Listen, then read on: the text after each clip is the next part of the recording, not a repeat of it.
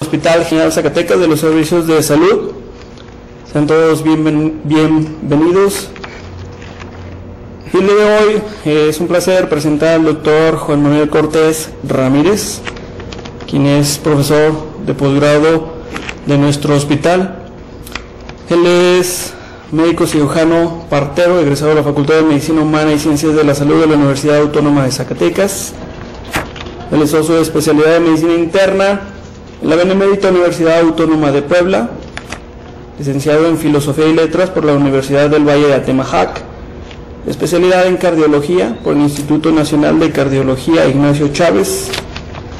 El doctor tiene 11 libros editados, es catedrático de la Facultad de Medicina Humana de la Universidad Autónoma de Zacatecas y profesor de Cardiología de posgrado en el Hospital de Especialidades, Hospital General Zacatecas.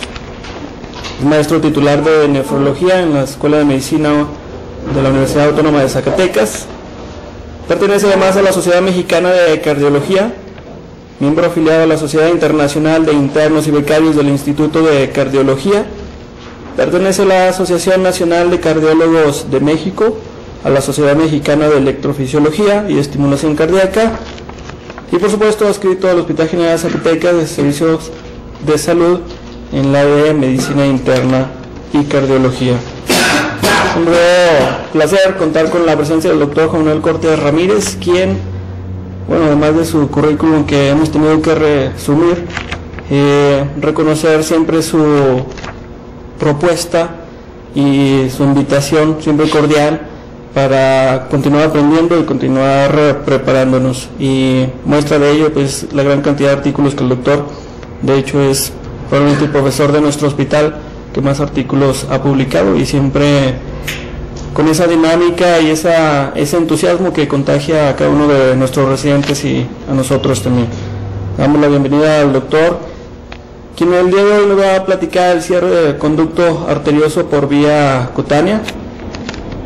Bienvenido, doctor. Muchas gracias. Muy bien, antes de iniciar propiamente el tema, que es el conducto arterioso persistente, cerrado por vía percutánea, voy a tratar de hablar de algunos temas paralelos a esto, para entender más o menos cuál es la situación social de estos avances.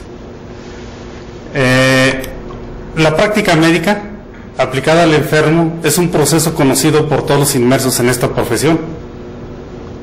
Uno de sus pasos no se ha modificado sustancialmente, y esta es la propedéutica, ya que a todo enfermo se le realiza inspección, interrogatorio, obtención de signos vitales, palpación, percusión, auscultación, medición, y con ello se logra establecer un diagnóstico clínico, por cierto, económico, barato, porque no le cuesta la consulta al paciente. Posteriormente, si es necesario, se practicarán paraclínicos confirmatorios, y por último, se aplicará una terapéutica para volver al individuo a su estado de salud psicosocial, y por otra parte se evitarán complicaciones al futuro. En estos últimos procedimientos, en el de diagnóstico y terapéutica, en los recientes años se han tenido avances vertiginosos. En el aspecto terapéutico, no solo se ha logrado mayor sobrevida, sino que ha mejorado la calidad de la misma, ha disminuido las complicaciones y la frecuencia de hospitalizaciones. Desgraciadamente, a la par de su efectividad, va el alto costo de su aplicación, si se toma en forma absoluta, sin analizar los costos paralelos a las terapéuticas tradicionales. Vamos a poner un ejemplo. En la resolución de una cardiopatía congénita estructural por cirugía, el costo total se deberían incluir los fármacos, anestésicos durante un evento prolongado, analgésicos, antibióticos, honorarios médicos de todos los actores, que son muchos, costos del día en terapia intensiva, intermedia y en piso. Esto aunado a la incomodidad, al trauma y a la agresión al paciente, y sin tomar en cuenta el disconfort de la familia durante los días de la cirugía y el prolongado periodo de recuperación.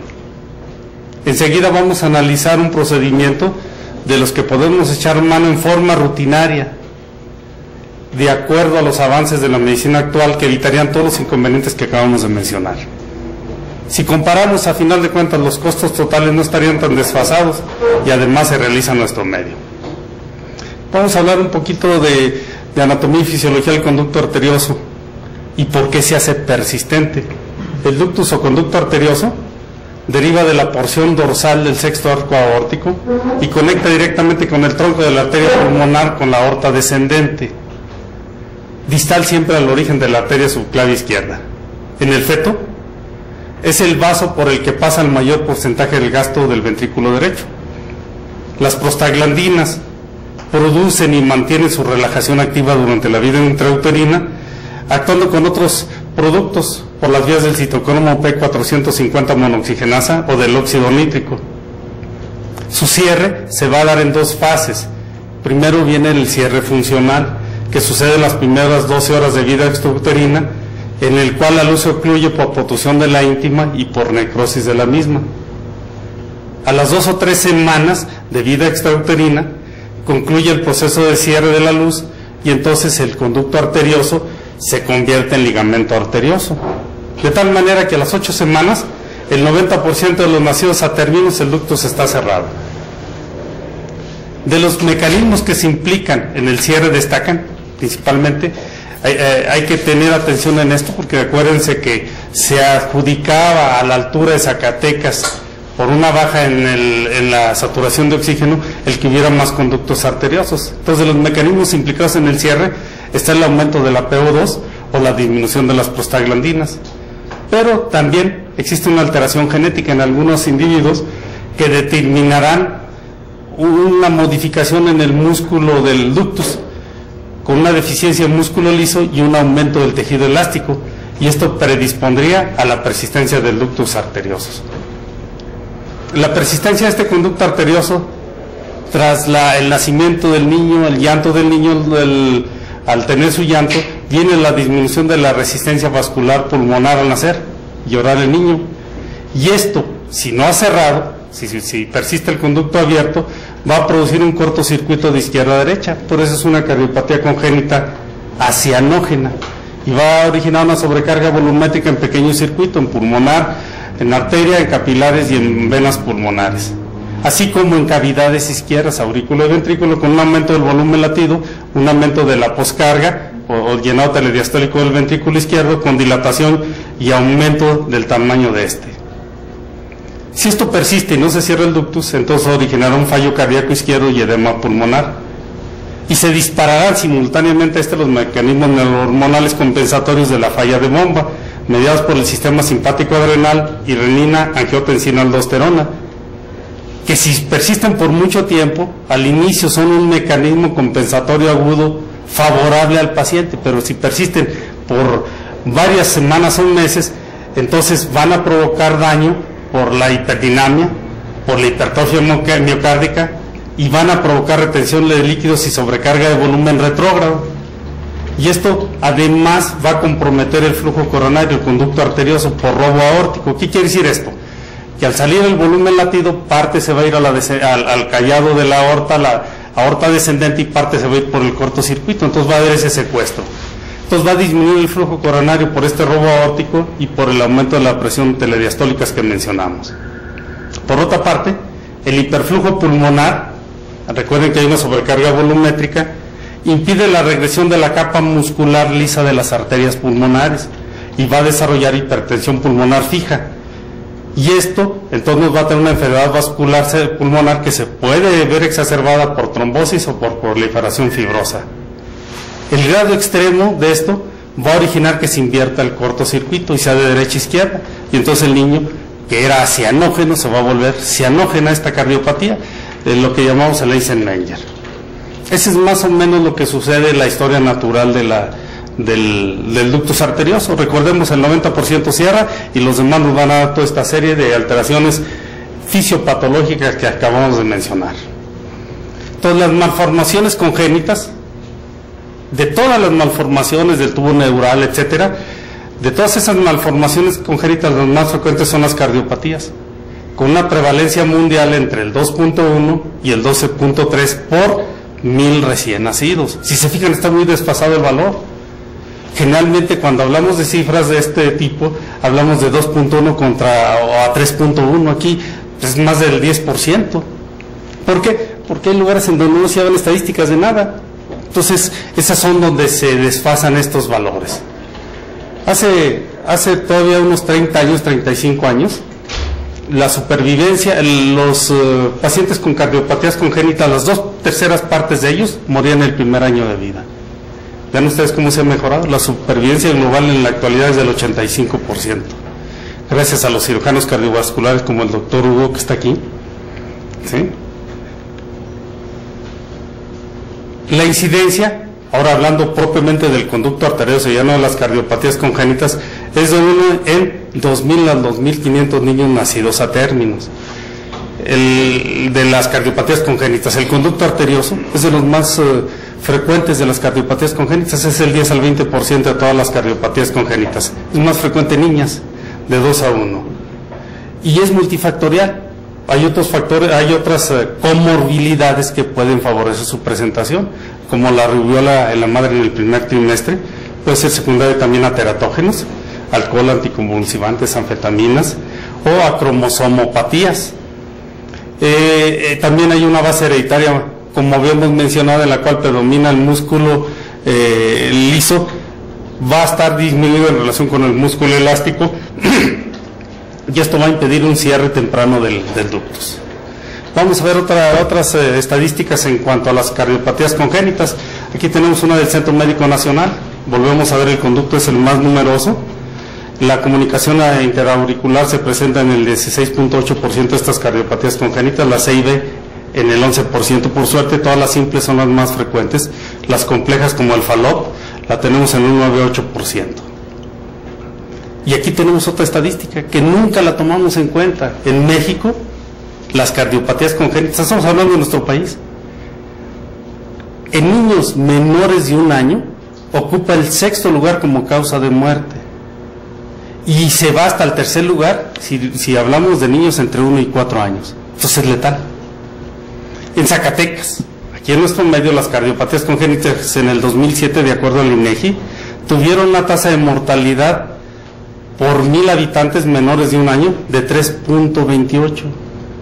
Somos el 10º lugar nacional en cuanto a tasa de mortalidad, y el que tiene menor tasa es Morelos, con 1.64, con una media nacional de 2.83. Aquí tenemos el reporte del INEGI del 2010 que les acabo de mencionar. Entonces, todas estas cardiopatías congénitas para el cardiólogo intervencionista se dividen en 2 grupos: las simples, que es la comunicación interauricular, la estenosis pulmonar, el conducto arterioso, la CIB y la estenosis aórtica. Y las complejas, estas generalmente son secuelas de operaciones paliativas o correctoras. Hay que tener en cuenta que las cardiopatías congénitas, a veces en los niños se hacen 2, 3, 4, 5 cirugías correctivas, y de estas complejas, que generalmente son consecuencias de operaciones paliativas, la más frecuente es la estenosis de las ramas pulmonares, cuando se trata de corregir los conductos arteriosos, o bien obstrucción de prótesis, dehiscencias de cierres previos, neoformaciones venosas o arteriales. En ambos grupos, en las complejas y en las simples, la cirugía es eficaz, pero con mortalidad e incomodidad para el paciente, a veces operado varias veces o pendiente de más cirugías futuras. El cateterismo terapéutico en este grupo aporta soluciones que evitan un procedimiento quirúrgico. A todas esas simples, comunicación interauricular, conducto, malformaciones venosas, el cateterismo terapéutico las trata con éxito, con escasa morbilidad, y evita los riesgos e inconvenientes de la cirugía convencional. Vamos a pasar a ver otros datos sobre conducto arterioso. Ya dijimos, se encuentra en el 0.04 de recién nacidos vivos y es tratable por varios métodos. Si no se trata, entonces va a existir una clara incidencia de endocarditis que va a obligar mínimo a la profilaxis, y no que origina otras complicaciones, embolismos sistémicos, insuficiencias cardíacas, etcétera. Y en los pacientes de más de 40 años a los que no se les cerró el conducto arterioso es común la calcificación total del conducto a esa edad. Su cierre percutáneo, por lo tanto, es el método de elección en este momento, como vamos a ver después. Por otra parte, un PCA en un conducto arterioso persistente en diagnóstico clínico es sencillo. Y vamos a corroborarlo esto a través de ecocardiograma, que nos va a dar el nivel y la magnitud del cortocircuito, que esto es importante para saber el tipo de oclusor que vamos a utilizar. Pero también la resonancia magnética o la tomografía lo visualizan y además muestran su forma en casos de cardiopatías complejas. Ya les comentaba, la forma anatómica es la que determina el tipo de dispositivo empleado, que son varios tipos. Aquí observamos en esta fotografía una tomografía computarizada donde nos muestra el ductus. Esta lo vamos a ver posteriormente. Del conducto arterioso persistente, el manejo con digoxina y diuréticos disminuye la sobrecarga volumétrica de la que habíamos mencionado en un inicio, pero en forma temporal. Por ello el tratamiento definitivo requiere su cierre, ya sea quirúrgico o percutáneo. La primera ligadura quirúrgica se le realizó en 1938 y el primer intervencionismo percutáneo tuvo que esperar 30 años, y con el empleo de mallas y balón en 1967. Después se han usado muchos tipos de oclusores, las sombrillas de coil de Yanturco y el coil de liberación controlada. Algunos de estos oclusores están conformados por una espiral en forma de torbellino de níquel y titanio, lo que les permite ser elásticos, pero además tienen memoria. ¿Qué quiere decir? Que se deforman inicialmente y al soltarlos vuelven a adquirir su forma original, como el Amplatzer. Aquí tenemos algunos tipos de oclusores. ¿Cuáles son las indicaciones de un cierre? Estoy hablando de cierre, no digo el método de cierre. Hay tres categorías, la clase 1, la clase 2 y la clase 3. La clase 1 es cuando el cierre es apropiado. ¿En quién vamos a hacer un cierre apropiado? En pacientes sintomáticos, en pacientes con soplo continuo. ¿Esto qué nos indica? Que no hay hipertensión pulmonar severa, porque si no, entonces desaparece el soplo continuo diastólico y aparece el sistólico, y eso ya nos habla de hipertensión pulmonar y el pronóstico lo ponemos en entredicho. O en pacientes asintomáticos con soplo sistólico, esto nos indica que ya hay que operarlo a este paciente. La clase 2 es paciente en quien puede estar o no indicado el cierre. Es en pacientes con ductos silentes como hallazgo ecocardiográfico. Es el paciente que llega a valoración cardiológica a los 50 años por una colecistectomía que le va a realizar el doctor Montoya Rodarte, y lo mandamos a tomarse un eco porque vimos una cardiomegalia. No sopla, no vemos ningún dato, electrocardiográficamente hay crecimiento leve de aurícula y ventrículo izquierdo, y en el eco nos corrobora un ductus arterioso. Ese puede o no estar indicada el cierre. Esto de acuerdo a los criterios de la Sociedad Española de Cardiología. ¿O hay un cierre inapropiado? ¿Cuándo? Cuando el paciente ya tiene una enfermedad vascular pulmonar, una hipertensión arterial pulmonar irreversible. Ahora sí, ¿cómo lo vamos a cerrar? ¿Por intervencionismo o por cirugía? La selección para decidir cuál de los dos métodos vamos a emplear, la selección se va a basar en las características del paciente, situación clínica, situación económica, que se me pasó ponerla aquí, el tamaño del ductus, importante, la experiencia de la institución y la elección de los padres. El intervencionismo es el de elección salvo en menores de 1 año, con datos de insuficiencia cardíaca y ductus grandes en los que se realiza mejor el cierre quirúrgico primario. Esto está reportado en los criterios de tratamiento en la Revista Española de Cardiología del 2009. La historia natural en la era preantibiótica era de 1/3 parte de muertos a los 40 años. Se ha alterado con el diagnóstico, tratamiento precoz y la profilaxis de endocarditis. En conductos grandes con hipertensión pulmonar, que es rápida y no reversible en corto tiempo, el cierre se debe realizar tras la estabilización inicial, que además es un dato de mala evolución. El pronóstico a largo plazo tras el cierre completo es excelente. Vamos a poner un ejemplo. Un caso clínico. Se trató de una niña de 3 años de edad con diagnóstico clínico de PSA. ¿Cómo hacemos el diagnóstico clínico? Es la paciente que tiene una tensión arterial con diferencial amplia, los pulsos periféricos amplios, con un frémito y soplo sistolo-diastólico con reforzamiento telesistólico en región subclavicular izquierda. Y esta niña ya tenía el de percusión hemodinámica, lo cual originaba un retumbo mitral por hiperflujo. Se corroboró por ecocardiograma transtorácico bidimensional Doppler color que reportó un conducto arterioso persistente permeable de 8 milímetros de diámetro interno. Se hizo un cierre percutáneo de la PCA. El procedimiento se realizó bajo anestesia general con técnica del Seldinger, se canalizó en la arteria y la vena femoral, se realizó angiografía en la aorta, casi al inicio del callado de la aorta, para que el flujo se viniera y nos hicieron una arteriografía, una angiografía en la aorta para definir la morfología y tamaño del conducto arterioso, el cual además, por la pulmonar, por vía venosa entraron, para, a través del tronco de la pulmonar, llegar a la aorta y corroborar que había un ductus arterioso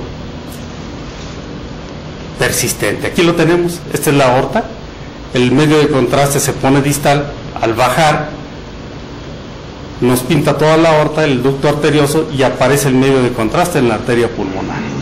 Por vía retrógrada, por la vena pulmonar, por el tronco de la pulmonar entramos hasta la aorta. El ductus aquí está, no había ninguna duda.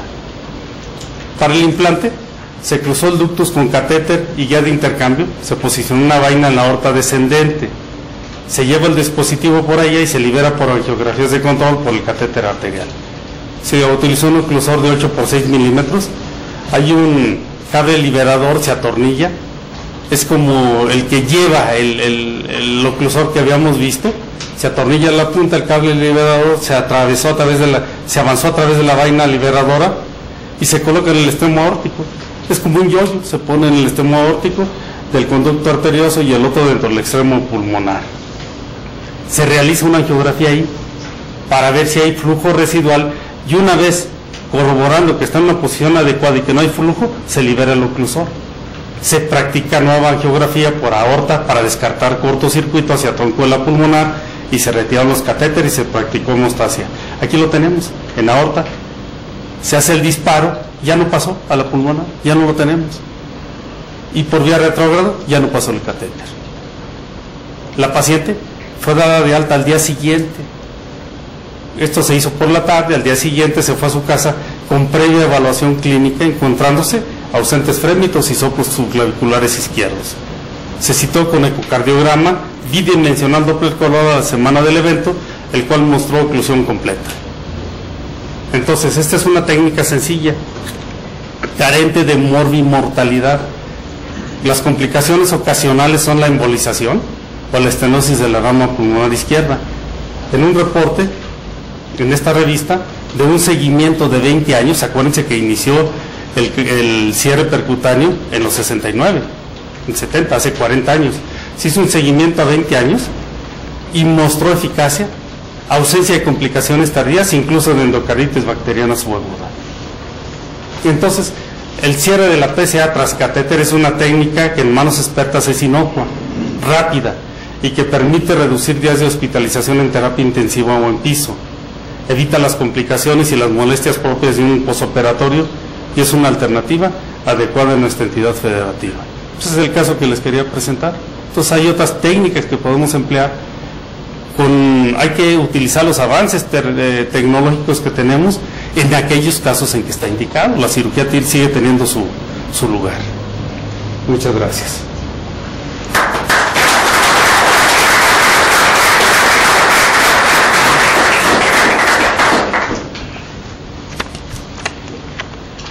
Bueno, muchísimas gracias, doctor Cortés Ramírez. A nuestros asistentes, ¿tienen alguna duda, algún comentario? Doctor Hugo, por favor. Gracias. Pues primeramente felicitar al doctor Cortés, ¿no? Una vez más, una exposición brillante, clara y concisa de lo que es el conducto arterioso y el manejo que requiere. Actualmente en nuestra institución, con el advenimiento y tanto de hemodinamista como tener la sala de hemodinamia, va a ser un logro que nuestros pacientes puedan ser tratados por medio de este método, por cateterismo. Obviamente el doctor sabe y todos sabemos que todos los procedimientos tienen sus riesgos, aún el cateterismo, que es en términos generales noble. Cuando hay fuga de cualquiera de los elementos que se utilizan para la utilización del cierre. En ocasiones tenemos que tener sala en stand-by de manera profiláctica para tener una sala en el momento que se requiera por si se nos fuga algún oclusor.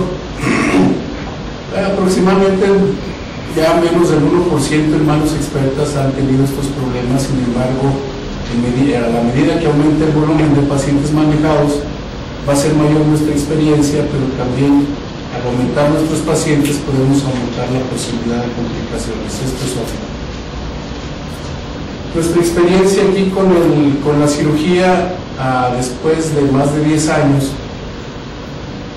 realmente yo creo que hemos tenido suerte.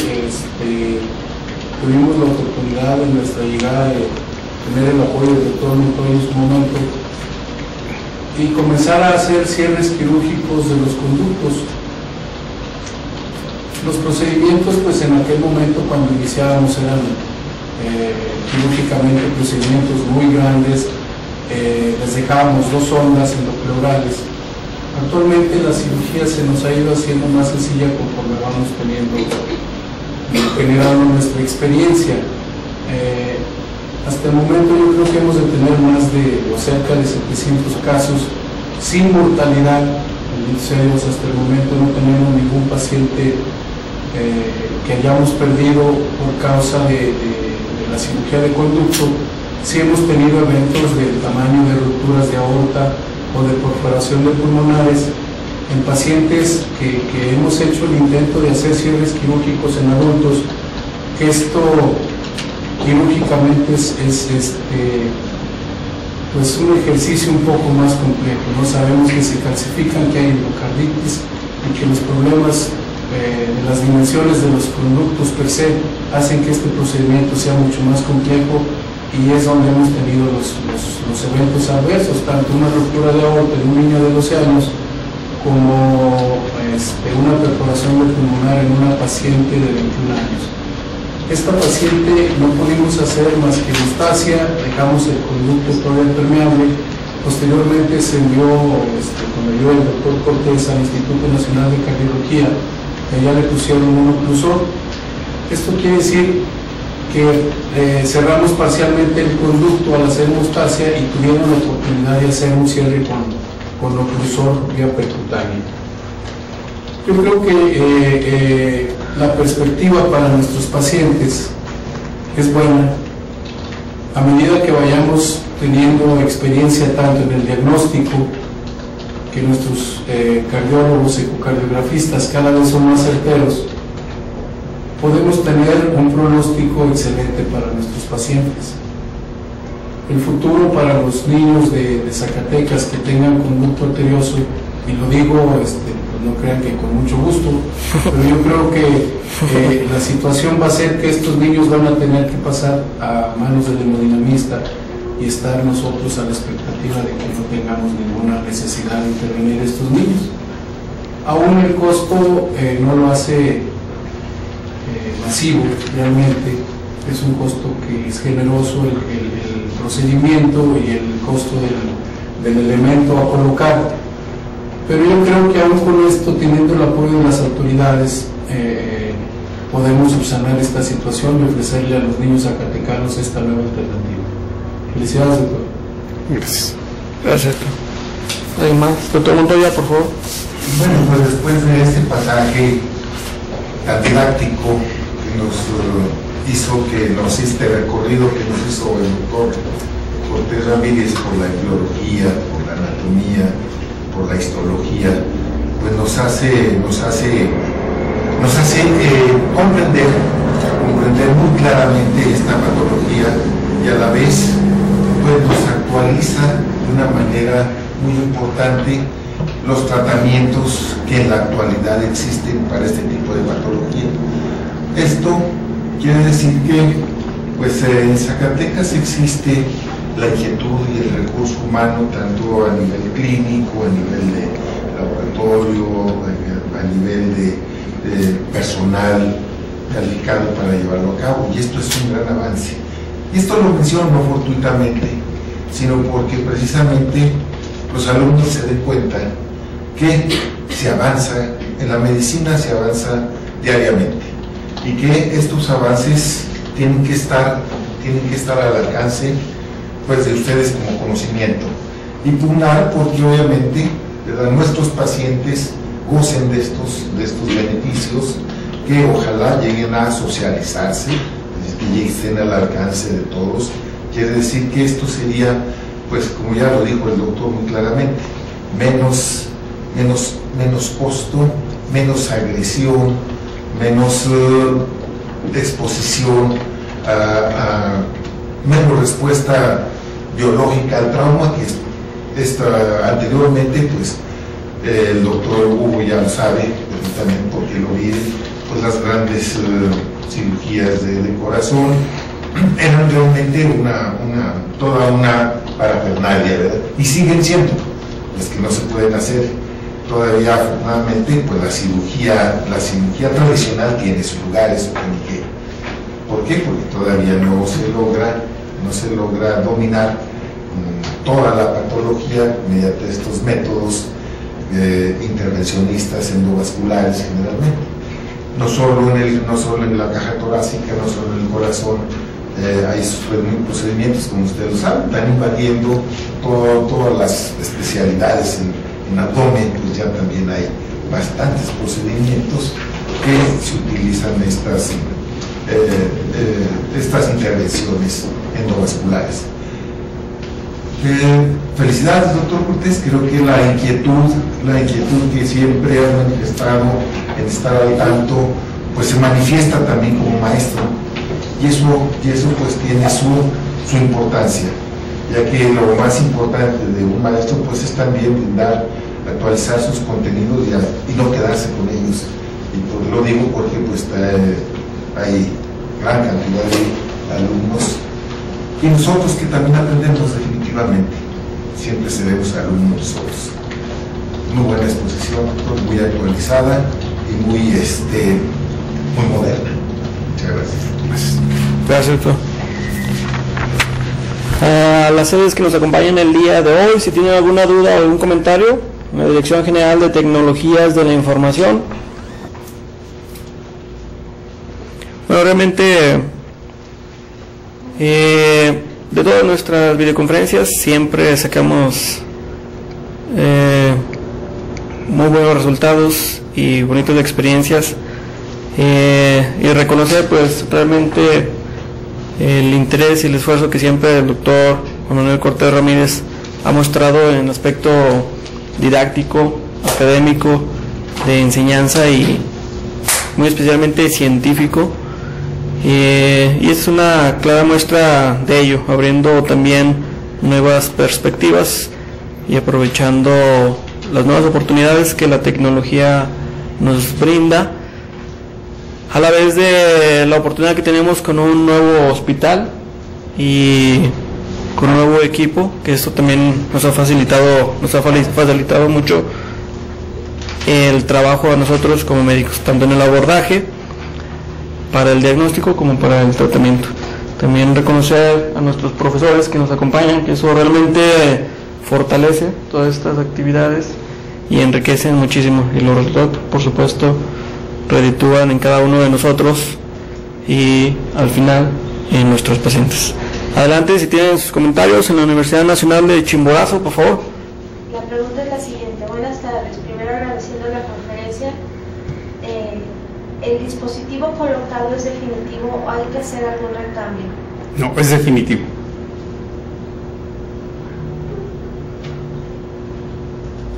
Ellos sí nos escuchan bien. Muy bien.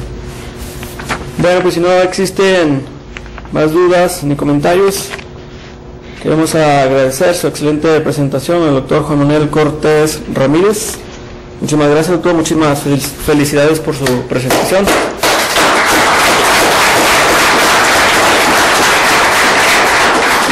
A nuestros profesores, nuestros médicos becarios y a toda nuestra sede, muchísimas gracias por estar conectados el día de hoy al Hospital General de Zacatecas de los Servicios de Salud. Nos vemos en la próxima videoconferencia.